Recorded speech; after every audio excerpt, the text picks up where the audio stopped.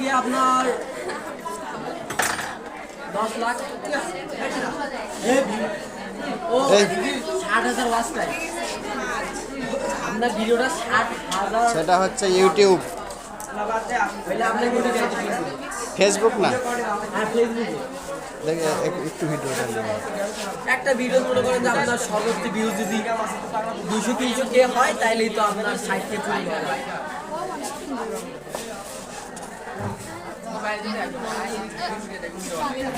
ক্যামেরাটা এই জায়গায় লাগান আমার লাগবে 20K।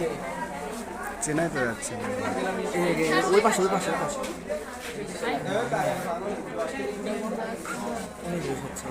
হচ্ছে একটা ওয়াল